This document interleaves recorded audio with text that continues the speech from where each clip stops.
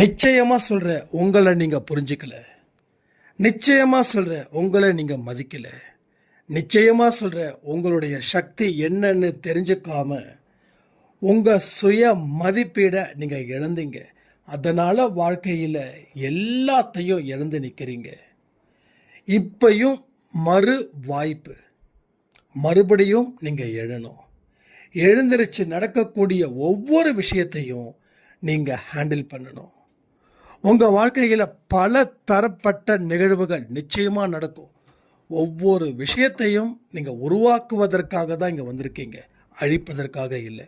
ஆனால் உங்களை நீங்கள் அழிச்சுக்கிட்டா உருவாக்கப்பட்டதும் நிச்சயமாக அழிக்கப்படும். நம்புங்க, வாழ்க்கை இருக்குதுன்னு. முன்னேற்றுவதற்கு உண்டான எத்தனை வழிகள் இருக்கோ அத்தனை வழிகளையும் பாருங்கள். தனிமை ரொம்ப ரொம்ப முக்கியம். அந்த தனிமையில் அமைதியை பெற முடியும். அந்த அமைதி வாழ்க்கையோட வெற்றிக்கு அடித்தளமாக அமையும்.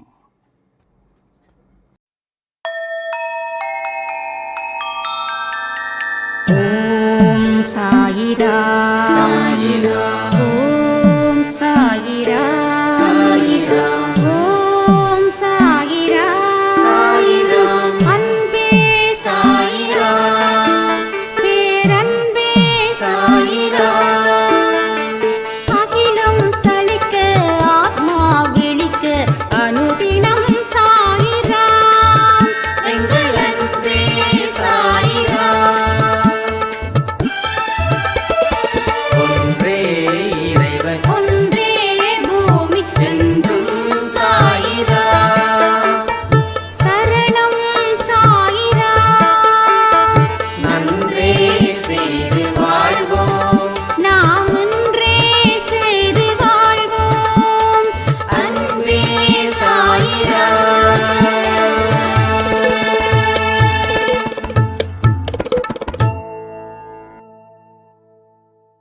சாயிரா.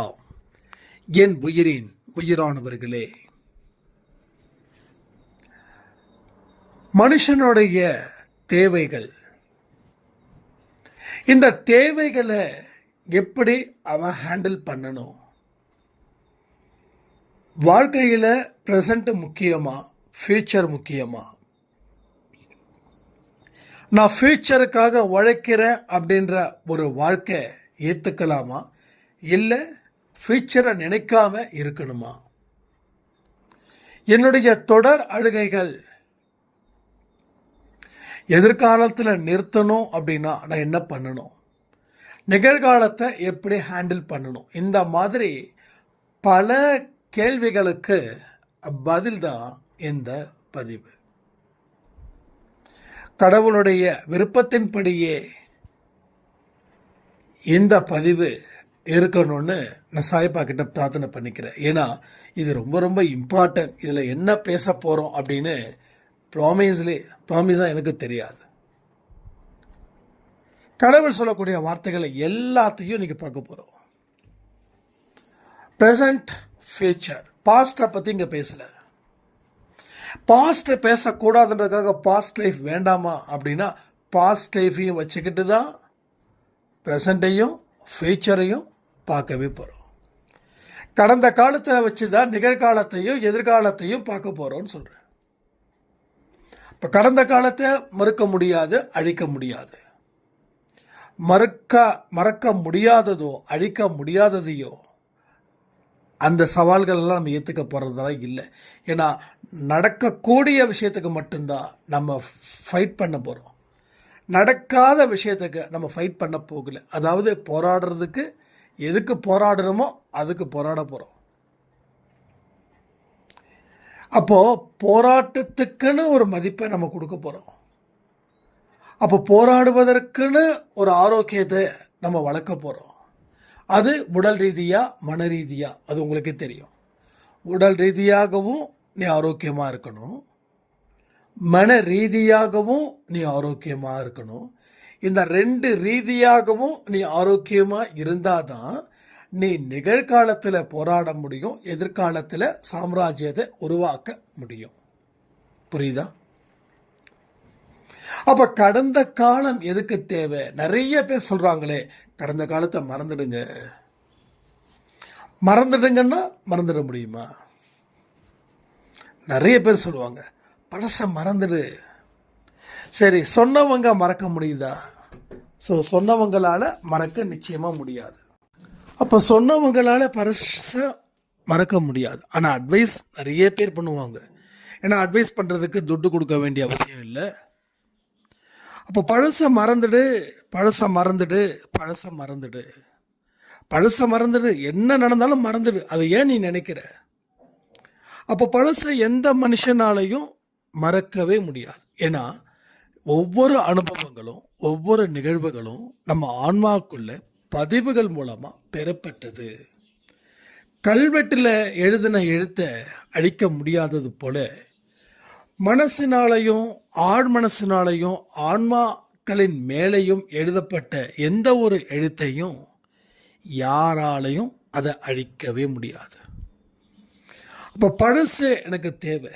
எஸ், ஏன்னா எங்கே விழுந்தோம் அப்படின்னு பழசு பாடத்தை கற்றுக் கொடுக்குது. எங்கே தொடர்ந்து நடந்தோம் அப்படின்னும் பழசு பாடத்தை கற்றுக் கொடுக்குது. சொல்லுவாங்களே ஓல்டு இஸ் கோல்டு அப்படின்னு. ஸோ பழைய நினைவுகள், பழைய அனுபவங்கள் ரொம்ப அற்புதமானவை, அழகானவை. நீ விழுந்ததையும் நினச்சிப்பாரு, வாழ்ந்ததையும் நினச்சிப்பாரு, பயந்ததையும் நினச்சிப்பாரு, தைரியமாக இருந்ததையும் நினச்சிப்பாரு. எதை பலம் சேர்க்கணுமோ அதை பலத்தை சேர்த்துக்கோ. எதை விடணுமோ அதை விடணும்னு சொல்லலை, அதை அதிகமாக நினைக்காதது போல பார்த்துக்கோ.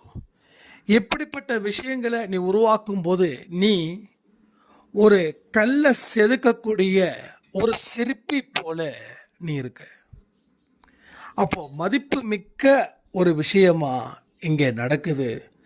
பல விதத்திலையும் உன் வாழ்க்கையில் அது பயன்படுது. ஸோ கடந்த காலங்கள் பொறுத்த வரைக்கும் ஒரு கோல்டன் டேஸாக, கோல்டன் பாஸ்ட் லைஃபாக நாம் மாற்றிக்கிறதுல நம்மளுடைய புத்தி பெரிய பங்கு வகிக்கணும். ஸோ கடந்த காலத்தை இங்கே யாரும் மறக்க சொல்லவே இல்லை. அன்பே சாயில யாரும் மறக்க கூடாதுன்னு தான் நம்ம நிறைய பதிவில் சொல்லியிருக்கோம். ஏன்னா அது ஒரு பெரிய எக்ஸ்பீரியன்ஸ்ட். ஒரு டீச்சர் தான் ஒரு ஸ்டூடெண்ட்டுக்கு லெசன் கொடுக்க முடியும். ஏன்னா டீச்சர் கற்றுக்கிட்டதை தன்னுடைய மாணவனுக்கு இறக்குறார். ஏன்னா மாணவனுடைய படிப்பும் ரொம்ப முக்கியம், அவன் எதிர்காலம் முக்கியம். அப்போ கடந்த காலம் மறக்காதீங்க. கடந்த காலத்தில் இருக்கக்கூடிய நிகழ்வுகள் ஒவ்வொன்றையும் அசைப்படுங்க. அப்போ எதிர்காலத்தை உருவாக்க வேண்டிய பொறுப்பு இங்கே உங்களுக்கும் இருக்குது, கடவுளுக்கும் இருக்குது. நீங்கள் உங்களை செதுக்க ஆரம்பித்தா கடவுள் முழு உருவத்தை கொடுப்பார். உங்கள் பலத்தை வச்சு நீங்கள் போராடுங்க. உங்கள் பலகீனத்தால் நீங்கள் தொடர்ந்து தாக்கப்பட்டுக்கிட்டே இருக்கீங்க. ஸோ பலகீனத்தை அழிக்கணும்னா ஒரே வழி பலத்தை பெருக்கணும். நான் ஒருத்தனை அடிக்கணும் அப்படின்னா அவன் என்னோட பலசாலியாக இருந்தால் என்னுடைய பலத்தை நான் பெருக்கி தான் அவனை அழிக்கவே முடியும். என்னுடைய பலத்தை பெருக்காமல் அவனை அழிக்க முடியாது. அப்போது அவன் என்ன அழிச்சிடுவான். அப்போது என்னுடைய நிலைமைக்கு என்ன எதிரிகளை நான் ஹேண்டில் பண்ண முடியுமோ அந்த எதிரிகளை நான் ஹேண்டில் பண்ணும்போது நான் வாழ்க்கையில் ஜெயிச்சிடுறேன். பட் என்னால் ஹேண்டில் பண்ண முடியலன்னா அதற்கு உரிய வழிகள் கண்டிப்பாக நிச்சயமாக இருக்கும். ஜீசஸ் சொல்லியிருக்காரு, ஒரு கதவு மூடப்பட்டதுன்னா இன்னொரு கதவு திறக்க தானே போகுது. நீ ஏன் ஃபீல் பண்ணுற, நீ ஏன் பயப்படுற அப்படின்னு. அதே போல தான் இங்கேயும். இப்போ ஒரு கதவு க்ளோஸ்டுனா இன்னொரு கதவு நிச்சயமாக திறக்கும். அது கடவுள் அந்த வாய்ப்பை நமக்கு கோடி கோடியாக வழங்குவார். கடவுள் கஞ்ச பிரபு கிடையாது, வள்ளல் குணம் கொண்டவர் தான் கடவுள். உங்களுக்கு தேவையான பலத்தையும் உங்களுக்கு தேவையான மன உறுதியையும் மன நிலைப்பாட்டையும் அதிகரித்து உங்களை ஒரு களத்தில் கொண்டு போய் நிறுத்தி அங்கே இருந்து எதிரிகளை வீழ்த்துவதற்கு தேவைப்படக்கூடிய ஆலோசனைகளை உங்களுக்கு கொடுத்து அந்த ஆலோசனையின்படி உங்கள் வாழ்க்கையை வாழ வைப்பது தான் கடவுளுடைய எண்ணம். இதுதான் கடவுள் நமக்கு சொல்லக்கூடிய மிக சிறந்த ஆலோசனை. ஸோ அந்த ஆலோசனையின்படி நாம் கேட்டு நடக்கணும். அப்போ கடவுளோட வழியில் ஆரம்பத்தில் கஷ்டம், கண்டிப்பாக கஷ்டம். பட் பை ப்ராக்டிஸ் நீங்கள் எவ்வளவுக்கு எவ்வளவு ப்ராக்டிஸ் பண்ணுறீங்களோ அது நடைமுறைக்கு எளிதில் ஒத்து வரும். முடியவே முடியாதுன்னு நினைக்க வேண்டாம். உங்களால் முடியாதுன்னு ஒரு வார்த்தை, முடியாதுன்னு எந்த ஒரு விஷயத்தை நீங்கள் இன்னைக்கு வரைக்கும் சொல்லிக்கிட்டு இருக்கீங்களோ அதை ஒருத்தவங்க முடியும் அப்படின்னு தொடர்ந்து சொல்லிக்கிட்டே இருக்காங்களே. யாரோ ஒருத்தவங்க செஞ்சுக்கிட்டு இருக்காங்க. எதை நீங்கள் விட்டீங்களோ அதை இன்னொருத்தவங்க செய்து அதை சாதனை பண்ணிக்கிட்டு இருக்காங்க, அச்சீவ் பண்ணிட்டு இருக்காங்க. ஏன்னா அவங்க கடந்த காலத்தில் இருக்கக்கூடிய அனுபவமும் அதுக்கு காரணமாக இருக்குது. எதிர்காலத்தை எப்படி உருவாக்கணும், கடந்த காலத்தை போல உருவாக்கிடக்கூடாது. கடந்த காலத்தில் கிடைச்ச ஒவ்வொரு அனுபவத்தையும் வச்சுக்கிட்டு எதிர்காலத்தில் எப்படிப்பட்ட ஒரு பிரம்மாண்டத்தை கொடுக்க முடியும் அப்படின்னு சொல்லி நிகழ்காலத்தில் சிற்பிகளாக செயல்பட்டுக்கிட்டு இருக்காங்க. கடவுளுக்கு ஒரு வாய்ப்பை கொடுக்கலாமே. எத்தனையோ மனுஷனுக்கு வாய்ப்புகளை கொடுத்தோமே. அதில் சிலர் ஜெயிச்சாங்க, பலர் தோத்தாங்க. அந்த சிலர் கூட ஜெயிச்சாங்களான்னு கேள்விகள் கூட இருக்கும். அப்போ கடவுளுக்கு வாய்ப்புகள் வழங்குங்க. எஸ், நான் ஒன்றை நம்புகிறேன் கடவுளே. என்னுடைய கடந்த காலத்தில் இப்படிப்பட்ட நிறைய விஷயங்களை நான் செஞ்சுருக்கேன். ஆனால் கடந்த காலத்தில் நீ கொடுத்த கசப்புகளுக்கும் துன்பத்துக்கும் இழப்புகளுக்கும் நன்றி. இந்த நன்றி எதுக்கு நான் சொல்கிறேன்னா, இனி நான் சிறப்பாக செயல்படுவதற்கு எனக்கு கடந்த காலம் பயன்படும்.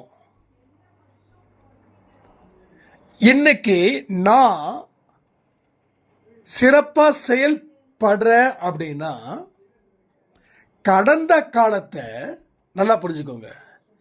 அனுபவிச்சாலும் அந்த அனுபவத்தை ஏற்றுக்கிட்டால் மட்டும்தான் நான் நிகழ்காலத்தில் சிறப்பாக செயல்பட்டு எதிர்காலத்தில் நான் நல்ல ஒரு விஷயத்தை உருவாக்க முடியும். நல்ல விஷயத்தை அப்போ தான் நான் உருவாக்க முடியும். உருவாக்கும் தன்மை நமக்காக கடவுள் கொடுத்ததுங்க. கடவுள் நமக்கு எல்லா விஷயத்தையும் கொடுத்துருக்கார். ஒரு விஷயத்தை கூட அவர் குறைக்கவோ கூடுதலாகவோ கொடுக்கல. எந்த எந்த வழிகளில் நீ செயல்படுகிறியோ அந்தந்த வழியில் உன்னோட வாழ்க்கையில் வளத்தை ஏற்படுத்த முடியும். பலவிதமான திருப்பு முனைகளுக்கும் சொந்தக்காரர்களா நீங்கள் இருக்கணும் அப்படின்னு சொல்லி கடவுள் விரும்புகிறார். நீங்கள் இருப்பீங்களா? உங்கள் எதிர்காலத்தை வளமானதாக ஆக்கணும் அப்படின்னா கடந்த காலம் முக்கியம் அப்படின்னு சொல்கிறாரு. அந்த கடந்த காலத்தில் இருக்கக்கூடிய நிகழ்வுகளை நினச்சி நீங்கள் வருத்தப்பட போகிறீங்களா, இல்லை நம்பிக்கையை வர வைக்க போகிறீங்களா? எதிர்மறை எண்ணங்கள் இங்கே நிறைய பேருக்கு பிடிக்கல, எனக்கும் பிடிக்காது. ஆனால் எதிர்மறை எண்ணங்கள் அத்தனையுமே பாழ்படுத்திடணும்னு சொல்லவே முடியாதே. அதை பற்றி நிறைய பேர் பார்த்தீங்கன்னா ஒரு பெரிய டிபேட்டே இருக்கும். எதிர்மறை எண்ணங்களை தடுப்பது எப்படி? அது எப்படிங்க? எப்படி காற்றை தடுக்க முடியுமா? காற்று இல்லாத இடம் எங்கேயாவது இருக்குதா? நீங்கள் என்னதான் ரூமில் லாக் பண்ணாலும் காற்று வந்துட்டு போகிறதுக்கு ஒரு இடத்துல ஒரு சின்ன ஒரு ஓட்டை கூடையாக இருக்காது. ஸோ எதெல்லாம் சவால்களாக இருக்குதோ அதை ஏற்றுக்கிறது தப்பே இல்லை. ஆனால் அதை முறியடிக்க முடியாது அப்படின்ற ஒரு நிலை உங்களுக்குள்ளே வந்துடுச்சுன்னா அதை பற்றி யோசிக்கவே வேண்டான்ற நாம் நினைக்கிறோம், ஐயோ இந்த இடத்துல இப்படிப்பட்ட ஒரு சூழ்நிலை இருக்குது, அதனால் என் வாழ்க்கையில் எதையுமே சரி பண்ண முடியல. அப்போ அந்த ஒரு விஷயத்தை தொடர்ந்து நீங்கள் செய்ய செய்ய செய்ய என்ன ஆகும், வேறு எந்த ஒரு விஷயத்தையும் உங்களால் டெஃபினட்டாக உருவாக்க முடியாது. அது பல கஷ்டத்தையும் பல துன்பத்தையும் பல தோல்வியையும் பல அவமானத்தையும் தந்துக்கிட்டே இருக்கும். அப்போது முடியாத விஷயத்தை கடவுள்கிட்ட ஒப்படைச்சிருங்க. முடிகிற விஷயத்த நீங்கள் எடுத்துக்கோங்க. கடவுளே இது நல்லபடியாக முடியணும், எந்த விதமான கஷ்டமும் எந்த சங்கடமும் எந்த இடத்துலையும் ஒரு தடையும் இல்லாமல் முடியணும், அதுவும் வந்துச்சுன்னா அதை தாண்டி நான் வெற்றி பெறணும்னு கேளுங்க. தடை வரக்கூடாதுன்னு வேண்டதில் தப்பு இல்லை. தடை வந்தாலும் அந்த தடையை பொருட்படுத்தாமல் நான் வாழணும். அந்த தடையை பொருட்படுத்தாமல் நான் எந்த இடத்துலையும் மனம் தளரக்கூடாது அப்படின்னு நினைங்க. ஸோ இன்றைக்கி என் வாழ்க்கையில் பல விஷயங்கள் நல்லது நடக்குதுன்னா கடந்த காலத்தில் இருந்த சில கசப்புகள் தான். நான் அடிக்கடி ரெக்கார்ட் பண்ணிகிட்டே இருக்கேன், ரிஜிஸ்டர் பண்ணிகிட்டே இருக்கேன். இங்கே கசப்பு நல்லது, துவர்ப்பு நல்லது. கசப்பு கூட எடுத்துக்கலாம், துவர்ப்பு நிறைய பேர் எடுக்கிறதே இல்லை, சாப்பாட்டிலே சொல்கிறேன். அதுபோல் எதிர்மறையான சில விஷயங்கள் நடந்துச்சா நல்லது. அது நடந்ததால் இனி அதை விட மோசமான விஷயங்கள் நடக்காது. அப்போது பெரிய ஒரு விஷயத்தையே நாம் சமாளித்தோம், ஹேண்டில் பண்ணோம். அப்போ வரக்கூடிய விஷயத்தை நம்மளால் சமாளிக்க முடியாதா, நம்மளால் ஹேண்டில் பண்ண முடியாதா, அந்த நினைப்பு உங்ககிட்ட இருக்கும். கீழே விழுந்த அடிபட்டு கை கால் வேலை செய்யாமல் இருக்கும்போது நம்ம எழுந்திரிச்சோம். இப்போ கை கால் நல்லா வேலை செய்யுது, இப்போ ஒருத்தர் தள்ளிவிட்டு போனாலும் என்னால் எழுந்திருக்க முடியாது. இந்த மாதிரியாக பேசுவதற்கெல்லாம் நீங்கள் கஷ்டத்தை கடந்திருக்கிறவங்களா இருக்கணும். அப்போ எப்பேற்பட்ட துன்பத்தை கூட நான் ஃபேஸ் பண்ணி நல்ல இடத்துக்கு வந்தேன். ஆனால் இப்போ இந்த இடத்துல நான் இருக்கிறேன். ஸோ டெஃபினட்டாக நான் சக்ஸஸ் ஆவேன். அப்போ இதுக்கெல்லாம் கடந்த காலத்தில் இருக்கக்கூடிய அந்த துன்பங்களும் அந்த தோல்விகளும் தான் நமக்கு ஒரு பெரிய லெசனாக இங்கே மாறுது. ஸோ ஒரு பிக்கஸ்ட் லெசன் இங்கே நடக்குதுன்னா உங்கள் லைஃப்பில் உங்களுடைய ஒவ்வொரு நடவடிக்கைகளும் எதிர்காலத்தில் சிறப்பிப்பது போல நடக்கும். எதிர்காலன்றது ஒரு வசந்த காலமாகவே மாறும். ஆனால் நிகழ்காலத்தில் செயல்படணும் கடந்த காலத்தில் இருக்கக்கூடிய அனுபவங்களை வச்சுக்கிட்டு, சரிங்களா? அதனால் எனக்கு இப்படி நடந்துருச்சேன்னு சொல்லக்கூடிய மனிதர்கள் மத்தியில் நீங்கள் வித்தியாசமாக சிந்திச்சு வித்தியாசமான வெற்றியை நீங்கள் பெற வேண்டும் அப்படின்றது சாய்பாவுடைய விருப்பம். இன்னொரு சாய்ராம் கேட்டிருந்தாங்க, இல்லைங்க துன்பம் ரொம்ப பெருசுங்க, நீங்கள் நினைக்கிறத போல இல்லை அப்படின்னு. நான் ஒன்று சொல்கிறேன், நான் நினைக்கல உங்கள் துன்பம் பெருசு. உங்கள் துன்பம் நிச்சயமாக ஒரு பெரிய ஹீரோ, உங்களால் எதுவும் செய்ய முடியாது, ரைட்? இது சாதாரணமான மனுஷன் நினைக்கக்கூடியது. நீங்கள் கடவுளுடைய பிள்ளைகளாக இருந்துக்கிட்டு அப்படி நினைக்கலாமா? நீங்கள் சாதிக்கக்கூடியவராக இருந்துக்கிட்டு நீங்கள் என்னால் சாதிக்க முடியாதுன்னு நினைக்கலாமா? 10 மலையை தாண்ட நீங்கள் ஒரு மடுகை தாண்ட முடியாதுன்னு நினைக்கலாமா? உங்கள் சக்தி உங்களுக்கே தெரியல, உங்களுக்கே தெரியாமல் இருக்கிறதால நீங்கள் ஏதேதோ பேசுகிறீங்க. ஏதேதோ பேசிக்கிட்டே இருக்கிறதால வாழ்க்கையில் ஒவ்வொரு காலத்தையும் வீணாக்குறீங்க. வீணாக்கிறதால தான் வெறுப்பு வருது, சந்தோஷமான மனநிலை இல்லை. அப்போ அந்த நம்பிக்கையை பெறுவது எப்படின்னா, முதல்ல நீங்கள் ஒரு 15 நிமிஷமாவது இல்லை ஜஸ்ட் 1 ஹவராவது தனிமையை நீங்கள் விரும்பணும். தனிமையில் இருக்கக்கூடிய அத்தனை ஆரோக்கியமான விஷயத்தையும் எண்ணி பார்க்க வேண்டும். மனசில் ஒரு நிலையான ஒரு நம்பிக்கையை ஏற்படுத்துவதற்கு தனிமை மிக மிக மிக அவசியம். முதல்ல மனசை கூல் பண்ணுங்க. முதல்ல மனசை கூல் பண்ணாதான் அதுக்கப்புறமா நம்ம யோசிக்க முடியும். இல்லைன்னு வச்சுக்கோங்க, மனசில் 1000 குழப்பங்கள். இப்போது துன்பம் துன்பம் துன்பம். ஸோ இந்த துன்பத்தை முதல்ல ஹீரோவாக ஆக்க வேண்டாம், துன்பத்தை வில்லனாகவும் ஆக்க வேண்டாம். வாழ்க்கையில் எல்லாருக்கும் வர மாதிரி எனக்கு ஒரு துன்பம் இருக்குதுயா, சரியாயிடும் சொல்லி பாருங்களேன், முடிஞ்சிடும். சரி ஆயிடுமா அப்படின்னு கேட்டால் சரியாகாது. சரியாயிடும். என்ன இப்போ என்ன பெரிய துன்பம் என்ன வந்துருச்சு? நம்மனா ஒரு தீவுக்குள்ளேயா மாட்டிக்கிட்டு முடிச்சுட்டு இருக்கிறோம். அந்த தீவுக்குள்ளே எங்கேயாவது யாருமே இல்லாமலாம் இருக்காங்க? சொல்லுங்கள். யாருமே இல்லை. நான் ஒரு தீவில் மாட்டிக்கிட்டேன். இங்கே நரி கூட்டமோ, சிங்கக்கூட்டமோ, பாம்பு கூட்டமோ, முதலை கூட்டமோ, ஓநாய் கூட்டமோ இருக்குது. அந்த மாதிரி நீங்கள் சொன்னீங்கன்னா அவங்க துன்பம் பெருசு. ஆனால் மற்ற மனிதர்களுக்கு என்ன இருக்குதோ உங்களுக்கு 1-2 அதிகரிக்கும், அவ்வளோதான். வேறு ஒன்றுமே கிடையாது. அப்போ உங்கள் சக்தியை அறிஞ்சிக்காமல் நீங்கள் இருக்கீங்க. அப்போ நீங்கள் யார்? உங்களுக்குள்ளே என்ன இருக்குது இதை தெரிஞ்சுக்கணுமா இல்லையா? நீங்கள் யாருன்னு தெரிஞ்சுக்கிட்டு உங்களுக்குள்ளே என்ன இருக்குதுன்னு தெரிஞ்சுக்கிட்டா அதை வச்சு நீங்கள் வாழ்ந்துட்டு போயிடலாமே. நான் சொல்கிறது அன்பே சாய் குடும்பத்தில் நார்மல் லைஃப்பை கூட உங்களால் லீட் பண்ண முடியும். நான் அந்த நார்மல் லைஃப்பை லீட் பண்ணுறதுக்காக மட்டும் இங்கே நான் பேசலை.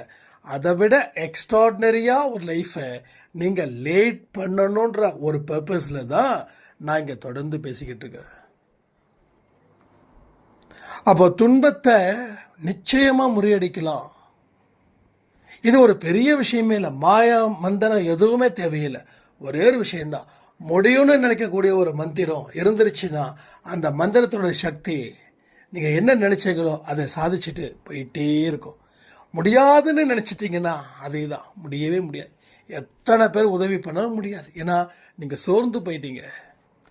அப்போ மனசை சோர்வடைகிறதுல நம்ம வெற்றி அடைஞ்சிட்டோம். ஆனால் மனசை உற்சாகப்படுத்துறதுல தோல்வி அடைஞ்சிட்டோம். அப்போது டயர்டாகிறது ஏன் அவ்வளோ ஈஸியாக அமைஞ்சிடுச்சுன்னா நீங்களும் சரி உங்கள் சுற்றி இருக்கிறவங்களும் சரி அந்த மாதிரியான அட்மாஸ்ஃபியர்லேயே இருக்கிறோம். நீங்கள் மட்டும் இல்லை, நானும் தான்.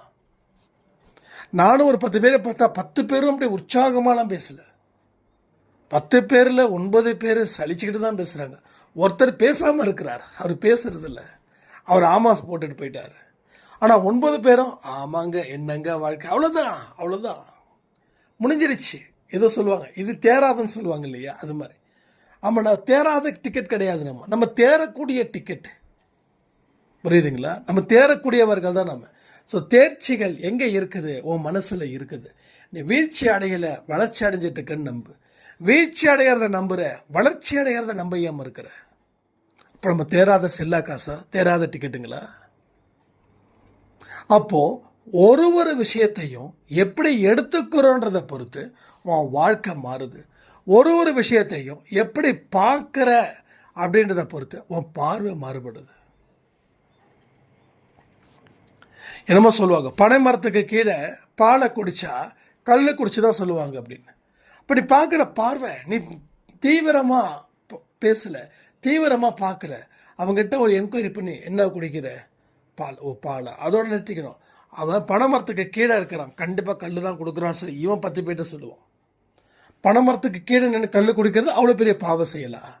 அப்போது நாம் நம்மளை பற்றியும் எந்த மாதிரியான சுய மதிப்பீடு செஞ்சுருக்கோம், எவ்வளவு மோசமான மதிப்பீடு செஞ்சுருக்கோம், அதை பொறுத்து வாழ்க்கை மதிப்புமிக்க வாழ்க்கையா மதிப்பு இல்லாத வாழ்க்கையான ஒரு விஷயம் இங்கே நடக்குதா இல்லையா?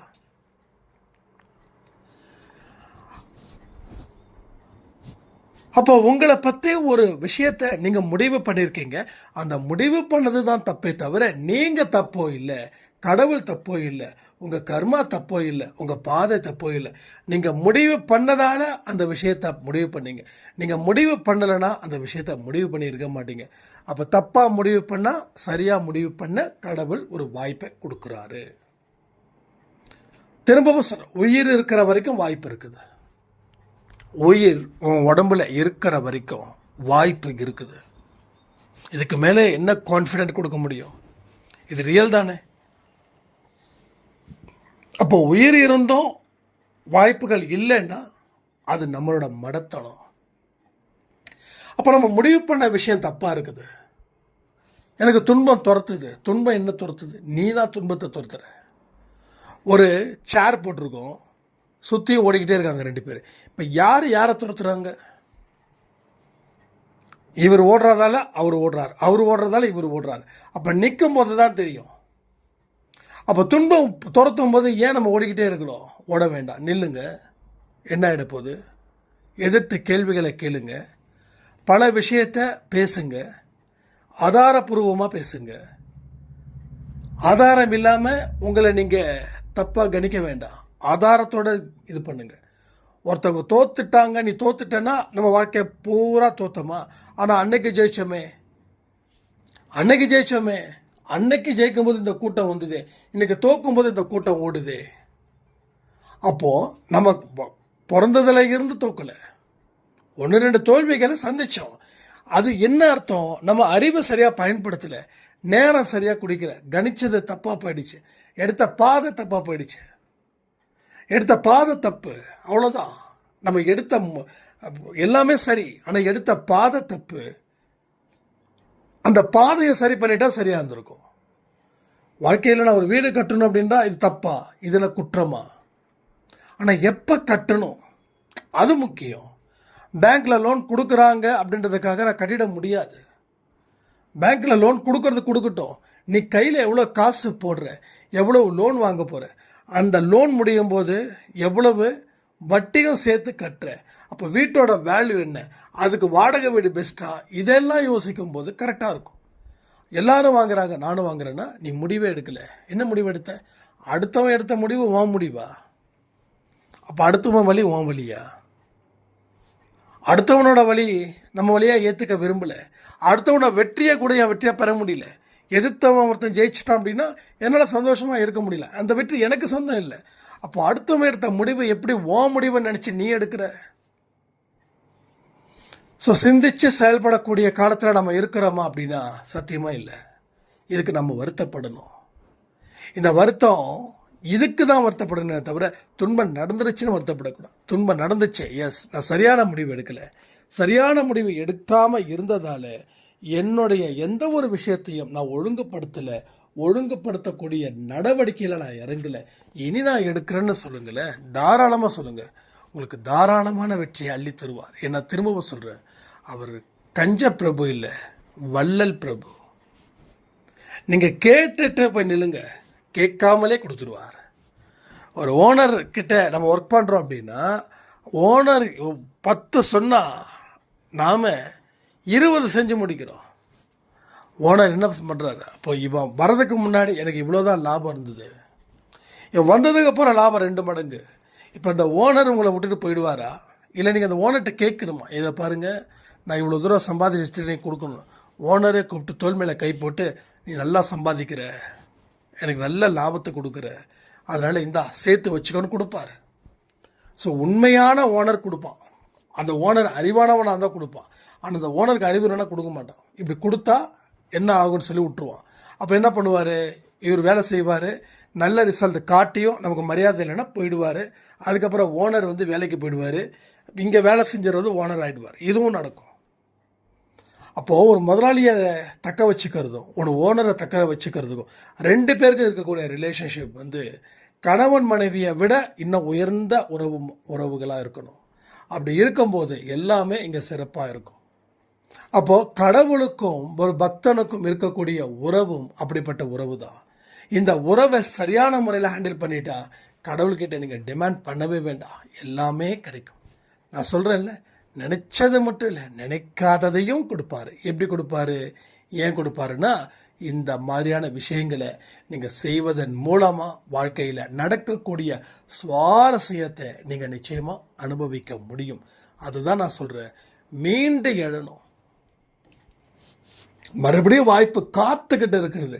நீ என்ன பண்ணிட்டு இருக்கன்னு சொல்லி நமக்குள்ளே நாம் கேள்விகளை கேட்கும்போது நாம் ஒரு சரியான இடத்துக்கு நாம் போவோம், வாழ்க்கையை வாழ்வோன்னு சொல்லி இந்த பதிவை நான் முடிக்கிறேன். ஜெய் சாய்ராம்.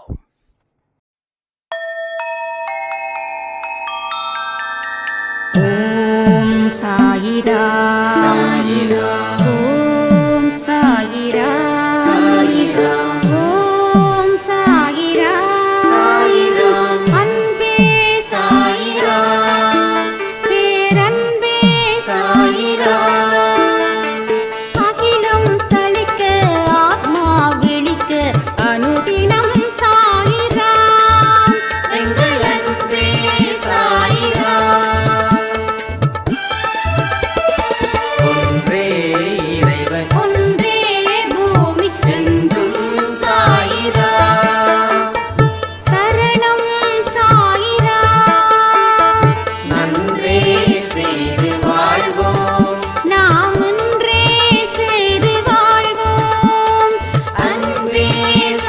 சாயிராம்